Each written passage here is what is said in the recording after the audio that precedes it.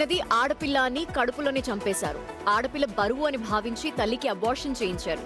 బిడ్డ గొంతు నొక్కేశారు. తల్లి ప్రాణం కాపాడలేకపోయారు. అవును, జనగామలో జరిగిన ఈ ఘటన సభ్య సమాజం తలదించుకునేలా చేస్తోంది. జనగామ జిల్లా రఘునాథపల్లికి చెందిన భాస్కర్ గౌడ్ శ్రావణికి 2 ఆడపిల్లలు. మూడోసారి శ్రావణి గర్భం దాల్చింది. అయితే పుట్టబోయేది ఎవరో తెలుసుకోవడానికి గ్రామంలో ఉన్న ఆర్ఎంపీ హెల్ప్తో ఆమె తల్లి హనుమకొండలో గర్భ నిర్ధారణ పరీక్ష చేయించింది. మూడో కానుపు కూడా ఆడబిడ్డనని తేలటంతో తల్లి శోభ, ఆర్ఎంపీ శ్రవణ్ జనగామలోని సంజయ్ నగర్కు తీసుకెళ్లారు. అక్కడే ఏఎన్ఎం అనసూయ ఈ నెల 21న అబార్షన్ చేశారు. దీంతో శ్రావణికి తీవ్రంగా రక్తస్రావం జరిగింది. తీవ్ర ఇబ్బందులు పడుతూ ఈ నెల 25న శ్రావణి చనిపోయింది. ఆడపిల్ల పుడితే నేరమా? ఆడపిల్లకి బతికే హక్కు లేదా? శ్రావణి తల్లిని ఏఎన్ఎంని వాళ్ళ పేరెంట్స్ వద్దు అనుకుంటే ఈ భూమి మీద వాళ్ళు ఉండేవారా? అసలు లింగ నిర్ధారణ పరీక్షలు చేసే అధికారం స్కానింగ్ సెంటర్ నిర్వాహకుడికి ఎవరిచ్చారు? ఈ ప్రశ్నలకి ఎవరు సమాధానం చెప్తారు? తన భార్య వృత్తికి కారణమైన స్కానింగ్ కేంద్రం నిర్వాహకుడు ప్రవీణ్, ఆర్ఎంపీ శ్రవణ్, ఏఎన్ఎం అనసూయ తన అత్త శోభపై శ్రావణి భర్త భాస్కర్ గౌడ్ కంప్లైంట్ చేశారు. పోలీసులు వారిపై కేసు నమోదు చేశారు. దీనికి సంబంధించి ఒకసారి వరంగల్ రిపోర్టర్ వేణు ఉన్నారు. వేణు, ఏంటి దీనికి సంబంధించిన అప్డేట్? ఇప్పుడు వాళ్ళ అరెస్ట్ చేశారని చెప్తున్నారు, కేసు నమోదు చేశారని చెప్తున్నారు. సీరియస్ యాక్షన్ తీసుకునే అవకాశం ఉంటుందా, లేకపోతే మామూలు సెటిల్మెంట్ చేసేస్తారా? Good morning Ashok. ప్రస్తుతం పోలీసుల అదుపులో అనసూయ ఎవరైతే ఏఎన్ఎం ఉన్నారో తను జనగామ జిల్లాలో తన ఇంట్లోనే అబార్షన్ చేసే ప్రయత్నం చేస్తారు. అది వికటించింది. ప్రస్తుతం తనను నిన్న మధ్యాహ్నమే పోలీసులు తీసుకెళ్లారు. ఎంక్వైరీ జరుగుతుంది. గతంలో ఇట్లాంటి ఘటనలకు పాల్పడ్డారా, లింగ నిర్ధారణ పరీక్షలు చేయడంతో పాటు తనకు ఎవరెవరితో సంబంధం డయాగ్నోస్టిక్ సెంటర్లో లింగ నిర్ధారణ తర్వాతనే వచ్చి ఇక్కడ అబార్షన్ చేస్తుంది. అంటే గతంలో ఎన్ని అబార్షన్లు తను పాల్పడింది, వాళ్ళకి సంబంధించి డీటెయిల్స్ అన్ని కూడా పోలీసులు కూపిలాగుతున్నారు. మరోవైపు చనిపోయినటువంటి శ్రావణి తల్లి శోభను కూడా పోలీసులు అదుపులోకి తీసుకున్నారు.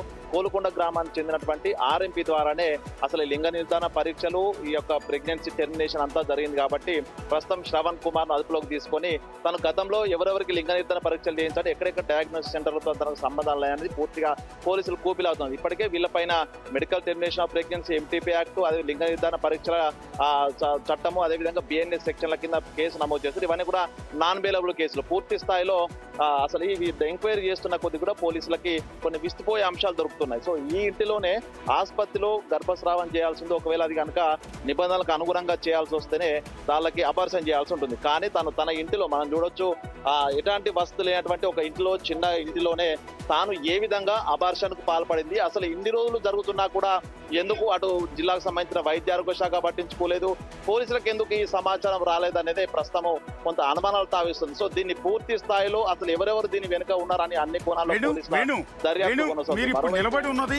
నిలబడి ఉన్నది ఎవరైతే అబార్షన్ చేశారో ఆ ఏఎన్ఎం అనసూయ ఇల్లు, అది అక్కడే అబార్షన్ చేశారా? ఎస్ తనే అనసూయ. తనకు కూడా 58 సంవత్సరాల వయసు ఉంటుంది. తనకి ఒక ప్రమాదంలో కాలు కూడా ఫ్రాక్చర్ అయ్యి తను కూడా సరిగా నడవలేని పరిస్థితి. సో ఆ స్థితిలో ఉండి కూడా అనుభవజ్ఞులైనటువంటి డాక్టర్లు చేయాలి. అది కూడా అబార్షన్ కు తనకు మెడికల్ గా ఫిట్ కాదు అని చెప్పి ఒక ప్రొఫార్మా ఉంటుంది.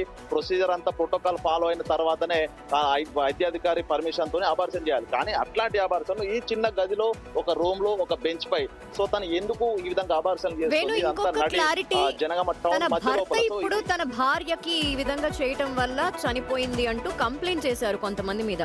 తనకి తెలియకుండానే ఇదంతా జరిగిందా, లేదంటే ఇందులో ఇంకేదైనా కాన్స్పిరసీ ఉందా?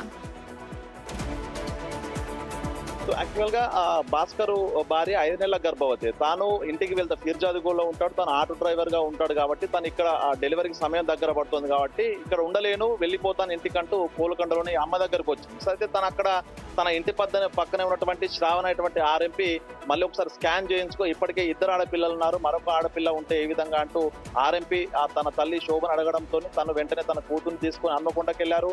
అక్కడ ఒక పోర్టబుల్ అల్ట్రాసౌండ్ మెషిన్ ఉన్నటువంటి ఈ యొక్క ప్రవీణ్ అనేటువంటి వ్యక్తి గతంలో 2023లో కాకతీయ యూనివర్సిటీ పరిధి లోపల ఇదే విధంగా స్కానింగ్లు చేస్తూ అప్పుడు సిపిగా ఉన్న రంగనాథ్ ప్రత్యేక ఆపరేషన్ లో దొరికాడు. తను జైలుకు వెళ్ళి వచ్చాడు. అయినా కూడా మళ్ళీ ఇదే విధంగా ఒక రహస్య ప్రదేశాల్లో రూమ్ కిరాయి తీసుకోవడం, పోర్టబుల్ స్కానింగ్ మిషన్ల ద్వారా లింగ నిర్ధారణ పరీక్ష చేశాడు. తనకు మళ్ళీ ఆడబిడ్డ అని చెప్పడంతో మళ్ళీ వీళ్ళకు ఒక లింక్ ద్వారా తిరిగి జనాభాకు వచ్చి ఈ అనసూయను వాళ్ళ నెట్వర్క్ లో అనసూయ ఉంది. బిఫోర్ ఆడపిల్లలు ఉన్నారా? 2 ఆడపిల్లలు ఉన్నారు ఆల్రెడీ. ఇద్దరు ఆడపిల్లలు, ఇప్పటికే ఇద్దరు ఆడపిల్లలు ఉన్నారు. ఆటో డ్రైవర్ ఉన్నాడు కాబట్టి తను సాధలేడు, మళ్ళీ ఆడపిల్ల పుడితే భరించలేము ఈ యొక్క ఆర్థిక పరిస్థితి లాంటి ఉద్దేశంతోనే వాళ్ళు ఈ విధంగా లింగ నిర్ధారణ పరీక్ష చేసి ఒక్క నిమిషం వేణు, ఒక్క మాట క్లారిటీ ఇవ్వండి. ఇప్పుడు స్కానింగ్ చేసిన తర్వాత కడుపులో ఉన్నది ఆడబిడ్డ అని తెలిసింది. అసలు స్కానింగ్ నిషేధం కదా, కడుపులో ఉన్నది ఆడో మగో ప్రభుత్వ నిబంధనల ప్రకారం ఎవరికి చెప్పకూడదు. అసలు వీళ్ళకి చెప్పిన ఆ స్కానింగ్ సెంటర్ ఎక్కడ? ఆ స్కానింగ్ సెంటర్ దగ్గరికి నెక్స్ట్ వెళ్ళండి. అవసరమైతే ఇదే బులెటిన్లో మీరు ఆ స్కానింగ్ సెంటర్ దగ్గరికి రీచ్ అయితే అక్కడ నుంచి నేను మళ్ళీ లైవ్లోకి తీసుకుంటాను. మీకు దీనికి చర్మగీతం పాడాలి. ఆడపిల్ల అయితే ఏంటి, మగపిల్లాడు అయితే ఏంటి, దుర్మార్గం ఏంటి అనేది ఒకసారి వేణు మీరు లెఫ్ట్ అవ్వండి, ఆ స్కానింగ్ సెంటర్ దగ్గరికి వెళ్ళండి ఒకసారి. ఫస్ట్ ఆఫ్ ఆల్ దానా నేను మిమ్మల్ని అడుగుతున్నాను, ఒక ఆడపిల్లగా అంటే నేను అసలు ఆడపిల్ల అని తెలిసి ఈ విధంగా ప్రాణాలు తీసే కల్చర్ ఈ రోజుల్లో కూడా ఆడపిల్లగా మీరు ఏం చెప్తారు? సీరియస్లీ నేను ఇదే ఆలోచిస్తున్నాను. ఈ రోజుల్లో కూడా ఆడపిల్ల భారంగా భావిస్తున్నారా? నేను షాక్ అయిన అందుకనే. అంటే ఈ రోజుల్లో అసలు ఆడ మగ అనే తేడా ఎక్కడుంది? అందరూ రాణిస్తున్నారు అన్ని రంగాల్లో. ఎవరికి భారం కావట్లేదు. ఎవరి కాళ్ళ మీద వాళ్ళు నిలబడుతున్న టైంలో కూడా ఆడపిల్ల పుడితే భారంగా భావిస్తున్నారు, సాకలేమంటున్నారు. ఆల్రెడీ ఇద్దరు ఉంటే ఏమైంది? అసలు మూడో వాళ్ళు ఎందుకు? ఆ కంట్రోలింగ్ లోనే ఉండొచ్చు కదా. ఆడపిల్ల బడ్డీని ఎందుకు అవుతుంది అనేది బడ్డీని ఎందుకు అవుతుంది అంటే ఆడపిల్లకే చదువు విషయంలో భారం అవుద్ది, ఆడపిల్లకే పెళ్లి విషయంలో భారంగా భావిస్తున్నారు. ఆడపిల్లకే తర్వాత జరగాల్సిన అన్నిటిలోనూ తనే భారం అవుతుంది. బాధాకరమైన అంశం ఏంటంటే కడుపులో ఉంది ఆడపిల్ల అని చెప్పిన స్కానింగ్ సెంటర్ లో ఉన్నది లేడీసే. రెండోది అబార్షన్ చేసిన అనసూయ మహిళ, తర్వాత అబార్షన్ చేయించిన అత్తగారు ఉన్నారే శోభ, ఆవిడ మహిళ. అత్తగారు కాదు, అమ్మగారు చేయించారు. ఎక్కడైనా అత్తగారు వేధింపులు భరించలేక ఆ కోడలు అబార్షన్ కి వెళ్ళింది అంటే అయ్యో ఎంత అనుభవించిందో అనుకోవచ్చు. కాకపోతే సొంత తల్లే ఇప్పుడు తీసుకువెళ్ళి మరి అబార్షన్ చేయించిందంటే నేనేమంటానంటే ప్రభుత్వం చాలా సీరియస్ గా తీసుకోవాలి. ఒకటి ఫస్ట్ ఆఫ్ ఆల్ ఆ జనగామ డిఎంహెచ్ఓ ఎవరో నెక్స్ట్ బులెటిన్లో డిఎంహెచ్ఓ ఫోటోతో సహా డిస్ప్లే చేస్తాం. మీరు ఏం చేస్తున్నారు, ఏం యాక్షన్ తీసుకుంటున్నారు? స్కానింగ్ సెంటర్ వీళ్ళకి కఠినమైన శిక్షలు ఉండాలి. టెర్రరిస్టుల మీద పెట్టే సెక్షన్లు అమలు చేయాలి. టెర్రరిస్టుల మీద పెట్టే సెక్షన్లు అమలు చేయాలి. ఒక అంత హత్య చేశారు ఇక్కడ. అది చంటి పిల్ల లేదంటే ఇంకొకట కడుపులో ఉన్న పిండమా ఎవరైతే ఏంటి చంపే హక్కు ఎవరిచ్చారు? రెండోది ప్రభుత్వం దృష్టికి తీసుకొస్తున్నాం. ఆరోగ్య శాఖ మంత్రి దామోదర్ రాజనరసింహ గారు, దామోదర్ రాజనరసింహ గారి బులెటిన్ నెక్స్ట్ బులెటిన్ లో దామోదర రాజనరసింహ గారి ఫోటో పెట్టండి. డైరెక్ట్గా ఆయన క్వశ్చన్ చేద్దాం. సార్ మీ దృష్టికి తీసుకొస్తున్నాం, ఇలాంటి హత్యల్ని ఆపండి, ఆడపిల్లల్ని కాపాడండి. ఇప్పటికే జనాభా నిష్పత్తిలో 10 మంది మగవాళ్ళు ఉంటే 7 ఆడపిల్లలు ఉన్నారు. సో రోజు రోజుకి ఇలా చంపుకుంటూ పోతే ఆడవాళ్ళు ఉండరు భూమి మీద, మన పుట్టికే ఉండదు.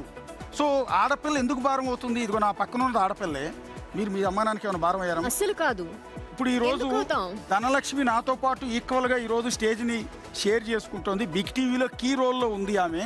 ఈ రోజు మీ అందరి ముందు ఇంత పెద్ద వార్తల్ని ఆమె ప్రసారం చేస్తోంది. ఇంతకన్నా సక్సెస్ ఏముంటుంది?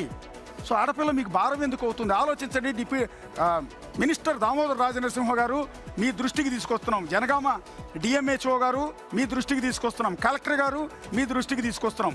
నెక్స్ట్ బులెటిన్లో మీ 3 ఫోటోలు వేయండి. Desk team and PCR team వాళ్ళ 3 ఫోటోలు వేయండి.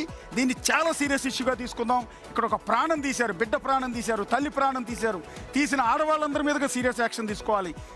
ఎవరైతే వీళ్ళని ఇక్కడికి తీసుకొచ్చిన ఆర్ఎంపీ డాక్టర్ ఉన్నాడో, బ్రోకర్ లాగా వ్యవహరించిన వ్యక్తి, వాడిని నరి రోడ్డు మీద నుంచోబెట్టి కాల్ చేసినా తప్పలేదంట. నేనైతే ఈ హత్య చేసినందుకు అనకూడదు. కానీ యాజ్ ఏ జర్నలిస్ట్గా చూడండి, ఇక్కడ ఎమోషన్ అవుతోంది నిజంగా. పాపం ధనలక్ష్మి ఒక ఆడపిల్ల అనే కారణంతో ఆ తల్లికి అబార్షన్ చేశారని తెలిసి ఇంకో ఆడపిల్లగా ఆమె ఎంత ఎమోషన్ అవుతుందో చూడండి. And because we heard of many issues. ఆడపిల్ల చదువు విషయంలో భారమే. ఇద్దరుంటే ఓ కుటుంబంలో ఇంకో పిల్లని చదివించడానికి ఆడపిల్లని ఆపేస్తారు. జాబ్ ఎందుకు అని క్వశ్చన్ చేస్తారు. వాళ్ళ కాళ్ళ మీద వాళ్ళు నిలబడుతున్నప్పుడు ఎందుకు చంపేసేంత నిర్ణయాలు ఎందుకు తీసుకుంటున్నారు? నేను సక్సెస్కి ప్రతిరూపం నా పక్కనున్న ధనలక్ష్మి. ఆడపిల్ల వాళ్ళ తల్లిదండ్రులకి ఎప్పుడు భారం కాల నిలబడింది. ఈరోజు బిగ్ టీవీలో ఇంత మంచి పొజిషన్లో ఉంది. నాతో పాటు సమానంగా బులెటిన్ చేస్తుంది, మీ అందరికీ న్యూస్ అందిస్తోంది. ఇక్కడ ఇలాంటి సక్సెస్ ఈరోజు ఆడపిల్లలు అంతరిక్షానికి వెళ్తున్నారు. అలాంటి ఆడపిల్ల అనగానే మీకు భారం ఎందుకు అవుతోంది? ఆడపిల్ల అయితే కడుపులో ఉండగానే చంపేయటం ఏంటి?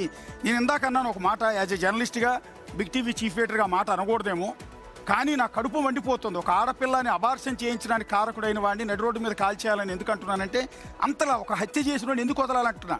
అతని మీద టెర్రరిస్టుల మీద పెట్టే సెక్షన్ల కింద కేసు పెట్టి మళ్ళీ బయటికి రాకుండా జైల్లో పెట్టాలంటున్నాను. కడుపులో ఇది అత్యంత దుర్మార్గం, దారుణం.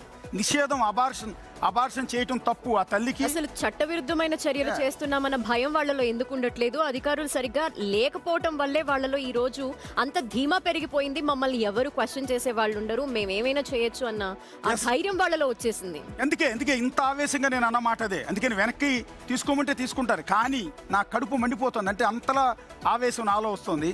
నా పక్కన ఇంకొక ఆడపిల్ల నిజంగా కళ్ళల్లో నీళ్లు పెట్టుకుంది.